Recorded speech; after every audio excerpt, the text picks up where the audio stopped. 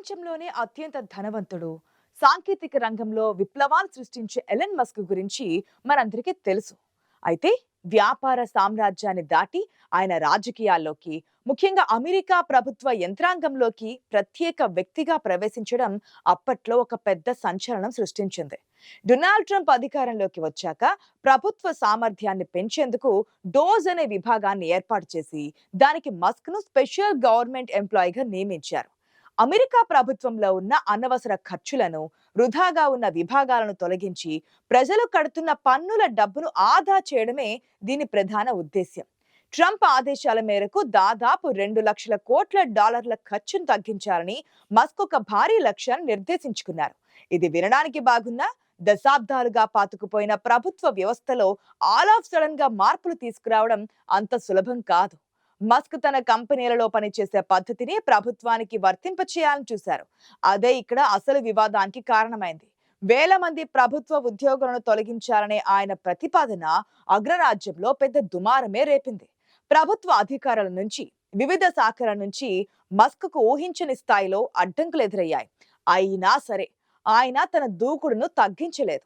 అయితే ఇక్కడ రియాలిటీ ఏంటంటే, తాను ప్రపంచంలోనే ఎదురంటూ లేని నెంబర్ 1 సంపన్నుడు. అదీ కాకుండా ప్రభుత్వం అంటే లాభ నష్టాలతో నడిచే సంస్థ కాదు. అది ప్రజల ఆశలు, అవసరాల సమాహారంగా ఉంటుంది. ఈ ప్రాథమిక సూత్రాన్ని మస్క్ తన కార్పొరేట్ శైలిలో ఎదుర్కొనే ప్రయత్నం చేశారు. దీంతో తనకు చిరాకు పుట్టించేలా సర్వత్రా విమర్శలు, నిరసనలు మొదలవడంతో కేవలం 130 రోజుల్లోనే ఇది తన పని కాదని గుర్తించారు మస్క్. 2025 మే నెలలో డోజ్ లో తన రోల్ పరిమితం చేసుకున్నారు. అంతేకాదు, అటు ట్రంప్ తోనూ విభేదాలు తలెత్తడంతో 2026 జూలై వరకు చీఫ్ గా ఉండాల్సిన మస్క్ ప్రస్తుతం నామమాత్రపు బాధ్యతలతో పనిచేస్తూ ఉన్నారు. అదీ కాకుండా అగ్రరాజ్య చరిత్రలో మస్క్ నియామకం ఒక అరుదైన ప్రయోగం. ఒక ప్రైవేట్ వ్యక్తికి ఇంతటి ప్రాధాన్యం ఇవ్వడం వల్ల అక్కడ ఉన్న శాశ్వత యంత్రాంగం ఉలిక్కిపడింది. ఈ పోరాటంలో గెలిచేది మస్క్ ఆలోచన విధానమా, లేక కాలం చెల్లిన ప్రభుత్వ పద్ధతుల అన్న విషయంపై డిబేట్ మొదలైంది. అమెరికా ప్రభుత్వంలో మస్క్ కు ట్రంప్ కేటాయించిన పదవిని చూస్తే ఆయన టెక్నికల్ గా ప్రభుత్వ ఉద్యోగి కాదు. ఒకవేళ ఆయన పూర్తి స్థాయి ప్రభుత్వ ఉద్యోగిగా చేరారని అనుకుంటే తన వ్యాపారాలైన టెస్లా, స్పేస్ ఎక్స్ ల నుంచి తప్పుకోవాల్సి ఉంటుంది. దాంతో వాటిపై తన నియంత్రణ కోల్పోవాల్సి వస్తుంది.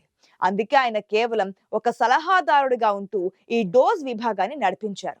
దీనివల్ల ఆయనకు నిర్ణయాలు తీసుకునే అధికారం ఉన్నా వాటిని అమలు చేసే చట్టబద్ధమైన శక్తి లేదు. మస్క్ ప్రతిపాదించిన చాలా మార్పులను అమలు చేయడానికి కాంగ్రెస్ ఆమోదం తప్పనిసరి. అక్కడే ఆయనకు వ్యతిరేకత మొదలైంది.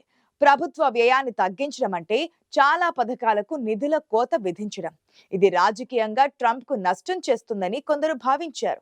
అంతేకాకుండా ప్రభుత్వంలోని అంతర్గత రహస్యాలు, కీలక సమాచారం ఒక ప్రైవేట్ వ్యక్తి చేతుల్లోకి వెళ్లడంపై భద్రతా సంస్థలు అభ్యంతరం వ్యక్తం చేశాయి.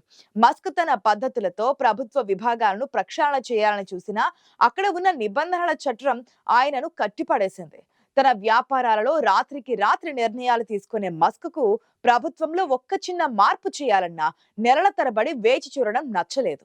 ఈ అసహనమే ఆయన ఈ ప్రాజెక్ట్ నుండి నెమ్మదిగా దూరం అవ్వడానికి ఒక కారణమని విశ్లేషకులు భావిస్తున్నారు. ప్రభుత్వ ఫైళ్లు కదిలే వేగం కంటే మస్క్ ఆలోచనల వేగం చాలా ఎక్కువ. ఈ వైరుధ్యం వల్ల ఆయన ప్రతిపాదించిన ఎన్నో సంస్కరణలు కాగితాలకే పరిమితమయ్యే ప్రమాదం ఏర్పడింది. దీనికి తోడు ప్రతిపక్షాల నుండి వస్తున్న విమర్శలు, న్యాయపరమైన చిక్కులు మస్క్ ను ఆత్మరక్షణలో పడేశాయి. వ్యవస్థను మార్చడం కంటే వ్యవస్థలో భాగమై పనిచేయడం ఎంత కష్టమో పక్కా వ్యాపారి అయిన ఎలన్ మస్క్ కు బాగా అర్థమైంది. అందుకే ఆయన తన వ్యూహాన్ని మార్చుకొని నేరుగా రంగంలో ఉండడం కంటే వెనక ఉండి నడిపించడమే మేలని భావించారు. చాలా మంది అడుగుతున్న ప్రశ్న ఏంటంటే, అసలు డోజ్ లో చేరడం ద్వారా మస్క్ ఏం సాధించారని. ఆయన తన బాధ్యత నుండి నెమ్మదిగా తప్పుకున్నా ఆయన ఇచ్చిన నివేదికలు ఇప్పుడు అమెరికా ప్రభుత్వానికి మార్గదర్శకంగా మారాయి. కొన్ని అనవసరమైన విభాగాలను విలీనం చేయడం, సాంకేతికతను ఉపయోగించి పనిని వేగవంతం చేయడం వంటి అంశాల్లో మస్క్ ముద్ర స్పష్టంగా కనిపిస్తోంది. ప్రభుత్వ ఖర్చులను తగ్గించే క్రమంలో ఆయన కొన్ని వేల కోట్ల డాలర్ల వృధాను గుర్తించారు. ఇది భవిష్యత్తులో అమెరికా ఆర్థిక వ్యవస్థకు మేలు చేసే అవకాశం ఉంది. అయితే ఆయన అనుకున్న స్థాయిలో లక్షలాది మంది ఉద్యోగుల తొలగింపు మాత్రం సాధ్యం కాలేదు. దీనిని ఒక విధంగా పాక్షిక విజయం అని చెప్పొచ్చు. మస్క్ ఈ ప్రాజెక్ట్ ద్వారా ప్రపంచానికి ఒక సందేశాన్ని ఇచ్చారు. అదేంటంటే ప్రభుత్వం కూడా ఒక ప్రైవేట్ కంపెనీలా సమర్థవంతంగా పనిచేయగలగదని ఆయన నిరూపించుకోవాలనుకున్నారు. కానీ ప్రభుత్వానికి వ్యాపారానికి మధ్య ఉన్న తేడాను ఆయన ఈ ప్రయాణంలో అర్థం చేసుకున్నట్లు కనిపిస్తోంది. ఒక ప్రైవేట్ కంపెనీలో లాభమే ముఖ్యం, కానీ ప్రభుత్వంలో ప్రజల సంక్షేమం, రాజకీయ సమీకరణాలు కీలకంగా ఉంటాయి. ఈ రెండింటి మధ్య సమతుల్యత దెబ్బతినడం వల్లే మస్క్ తన దూకుడుకు కళ్ళెం వేయాల్సి వచ్చింది. ఆయన వేసిన పునాది వల్ల ఇప్పుడు ప్రభుత్వ యంత్రాంగంలో జవాబుదారీతనం పెరిగిందన్నది వాస్తవం. ప్రజల పన్నుల డబ్బు ఎక్కడ వృధా అవుతుందో వెలికి తీయడంలో ఆయన సక్సెస్ అయ్యారు. కానీ ఆ వృధాను అరికట్టడంలో ఆయనకు వ్యవస్థ సహకరించలేదు. ఇది మస్క్ ఓటమి కాదు, ఒక మొండి వ్యవస్థలో మార్పు కోసం చేసిన నిజాయితీ ప్రయత్నం. రాబోయే కాలంలో ఏ ప్రభుత్వం అధికారంలో ఉన్నా మస్క్ ఎత్తి చూపిన ఈ లోపాలను సరిదిద్దక తప్పని పరిస్థితి ఏర్పడింది. ఒక విధంగా చూస్తే ఆయన ప్రభుత్వ పనితీరుపై ఒక సమగ్రమైన శవపరీక్ష చేసి జబ్బు ఎక్కడ ఉందో ప్రపంచానికి చూపించారు. ఇప్పుడు మస్క్ ఈ సలహాదారు పాత్ర నుండి బయటకు వచ్చి మళ్లీ తన వ్యాపారాలపై దృష్టి పెడుతున్నారు. అయితే ఆయన ప్రభావం ట్రంప్ ప్రభుత్వంపై ఇంకా బలంగానే ఉంది. మస్క్ ఈ మధ్యకాలంలో రాజకీయంగా చాలా శక్తివంతుడిగా ఎదిగారు. తన సామాజిక మాధ్యమం ఎక్స్ ద్వారా కోట్లాది మంది ప్రజల ఆలోచనలను ప్రభావితం చేయగల స్థాయికి చేరుకున్నారు. ఆయన ప్రభుత్వ యంత్రాంగం నుండి తప్పుకోవడానికి మరో కారణం తన వ్యాపార సామ్రాజ్యంపై పడుతున్న ఒత్తిడి కూడా కావచ్చు. స్పేస్ ఎక్స్ చేపట్టిన భారీ ప్రయోగాలు, టెస్లా ఎదుర్కొంటున్న అంతర్జాతీయ పోటీ వంటి వాటిపై ఆయన ఎక్కువ సమయం కేటాయించాల్సి వచ్చింది. అయితే డోస్ ప్రయోగం ద్వారా మస్క్ కు ప్రభుత్వంలో ఉన్న లొసుగులపై పూర్తి అవగాహన వచ్చింది. దీనిని ఆయన భవిష్యత్తులో తన వ్యాపార ప్రయోజనాల కోసం లేదా మరింత పెద్ద రాజకీయ మార్పుల కోసం వాడుకునే అవకాశం అయితే ఉంది. ఒక బిలియనీర్ ప్రభుత్వ విధానాలను శాసించడం అనేది ప్రజాస్వామ్యానికి సవాల్ లాంటిదే అయినా మస్క్ లాంటి మేధావుల సలహాలు వ్యవస్థలో మార్పు తెస్తాయని కొందరు నమ్ముతున్నారు. ఏది ఏమైనా అమెరికా చరిత్రలో ఒక ప్రైవేట్ వ్యక్తి ప్రభుత్వ యంత్రాంగాన్ని ఈ స్థాయిలో గడగడలాడించడం ఇదే మొదటిసారి. మస్క్ వేసిన ఈ అడుగు ముందు ముందు ఎలాంటి పరిణామాలకు దారితీస్తుందో చూడాలి.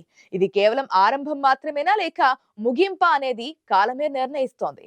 ప్రజాస్వామ్య దేశాల్లో ఒక వ్యక్తి ఇంతటి ప్రభావాన్ని చూపడం వల్ల రాబోయే కాలంలో కార్పొరేట్ శక్తులు ప్రభుత్వాల్లో మరింత చురుగ్గా పాల్గొనే అవకాశం కూడా ఉంది.